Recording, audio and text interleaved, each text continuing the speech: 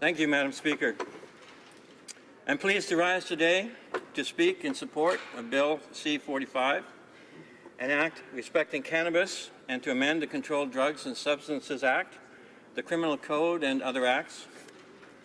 I think all members will agree that protecting the health and safety of Canadians is a key priority for all orders of government in Canada. With this in mind, on April 13, 2017, Bill C-45 was introduced in this House. Its goal is the creation of a strict national framework for controlling the production, distribution, sale, and possession of cannabis in Canada. The bill would provide legal access to cannabis where adults could obtain it through an appropriate legal framework, sourced from a strictly regulated industry or by growing it safely and in limited amounts at home. Le projet de loi établirait également. The bill would also establish controls to protect youth, including prohibition from selling cannabis anyone under 18 years of age, as well as restrictions on marketing and other promotional activities that target youth. Growers and manufacturers of cannabis would require a federal license and be subject to strict oversight regime intended to control product safety and quality and to prevent diversion to the illegal market. The effective oversight and control of cannabis cannot be achieved through working in isolation from our partners in the provinces, territories, and municipalities. From the outset, our government has been clear that the control and regulation of cannabis requires a pan-Canadian approach involving all orders of government at all stages of development and implementation. This reality is reflected in the important role that our provincial and territorial partners played in the work of the Task Force on cannabis legalization and regulation. The task force was established in June 2016 with a mandate to provide advice to the federal government on how to legalize, strictly regulate, and restrict access to cannabis. Input from the provinces and territories, as well as from Indigenous communities, was essential to the successful work of the task force. The provinces and territories nominated experts to serve on the task force and made suggestions as to who should be consulted. They met, these individuals met with the task force and shared their views on cannabis legalization and regulation and how best to achieve our shared objectives of better protecting public health and safety.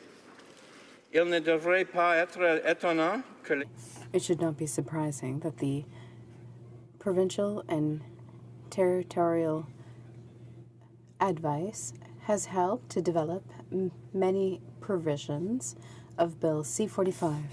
Consistent with the task force report, Bill C-45 proposes a shared framework for the control and regulation of cannabis that would require ongoing federal, provincial, and territorial collaboration.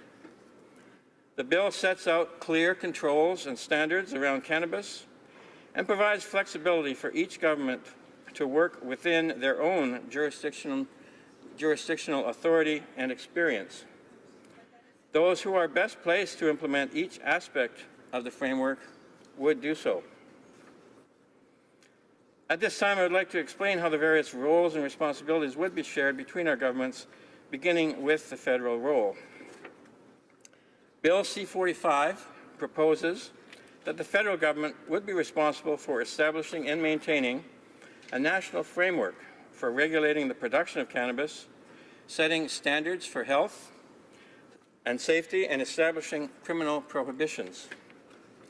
This would include establishing restrictions on adult access to cannabis and establishing serious criminal penalties for those operating outside of the legal system. Creating rules to limit how cannabis or cannabis accessories could be promoted, packaged, labeled, and displayed that would be in line with the rules in place for tobacco products.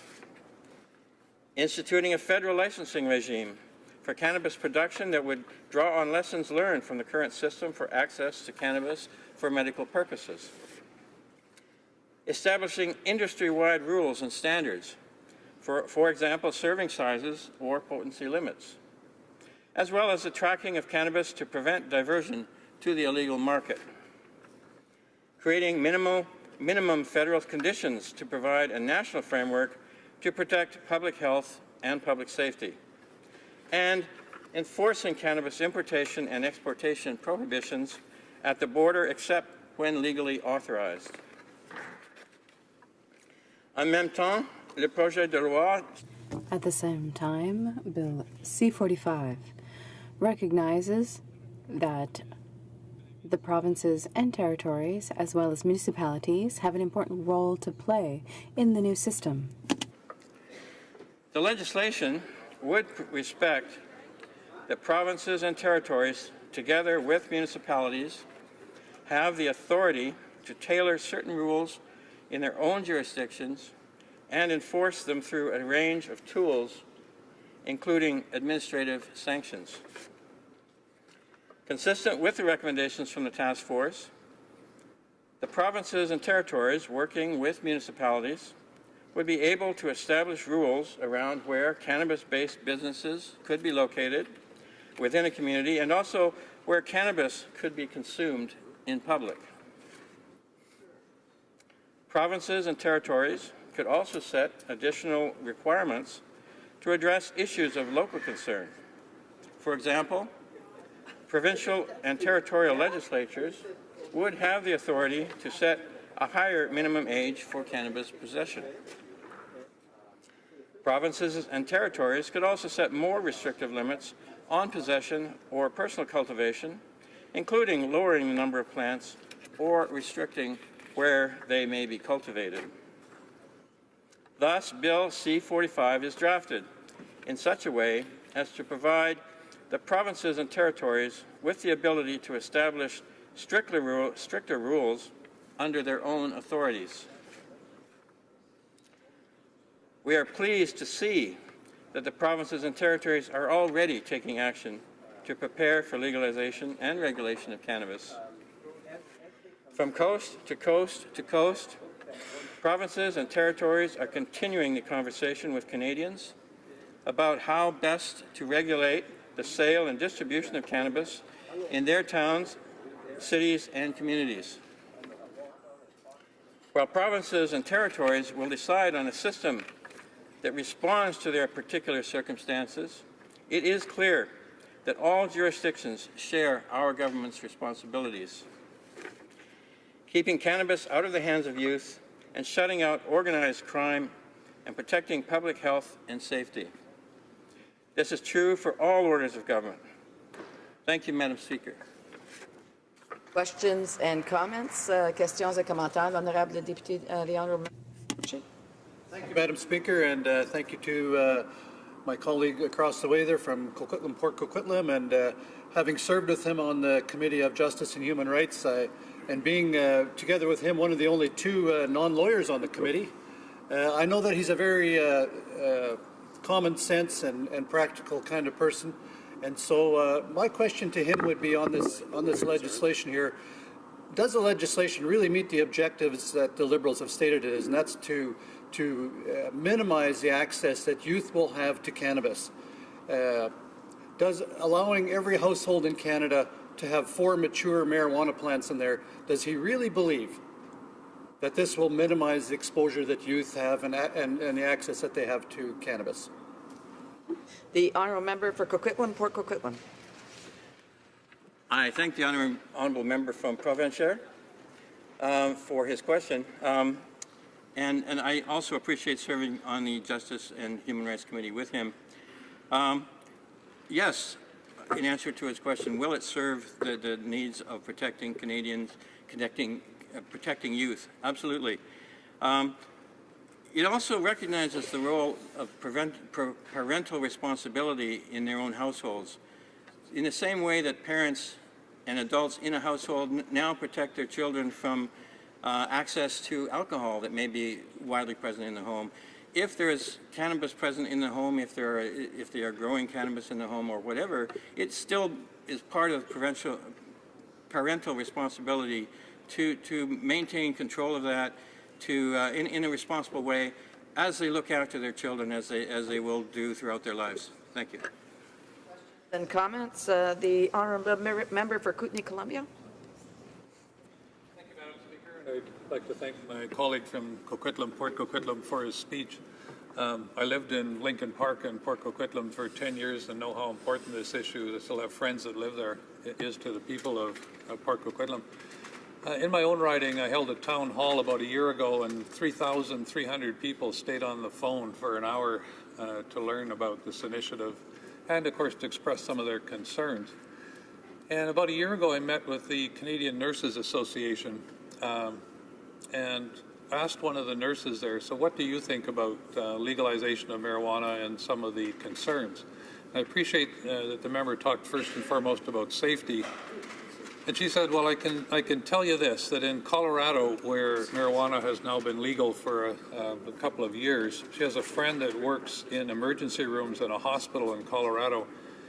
And this friend of hers said the number one thing bringing people through the doors now of emergency rooms in Colorado is related to marijuana, either from impaired accidents, both automobile and otherwise, and paranoia from combining mental health prescription drugs with marijuana. And so I would like to ask the member, do you feel comfortable that the proposal you have forward will actually keep Canadians safe? I just want to remind the member that he's to address the question to the chair and not to the individual member. The honourable member for Coquitlam, Port Coquitlam. Thank you, Madam Chair, and I thank the member for his question. Yes, this legislation will keep Canadians safe in many respects, in many ways. For example, currently, marijuana is very widely used among our youth. Canada has one of the highest per capita rates of marijuana use among youth than any developed country. The problem with that is that the marijuana they're getting is from an unknown source of unknown potency and unknown quality. And it also it puts them into contact with the black market, which is a gateway to many, many other serious drugs and serious substances. So by providing a controlled source of qualified, of marijuana that its provenance, its potency, and its purity is known, will help that situation, but it will also provide a way for people to buy and sell it legally, controlled in the same way that tobacco is, in a similar way as tobacco is, which the biggest effort to keep children out of using marijuana is going to be around education, not by prohibition, and not by threatening them with some sort of criminal prohibition. It devolves upon all the adults in the equation to look after the children, to keep them educated, to advise them of the dangers of this substance. Time is up.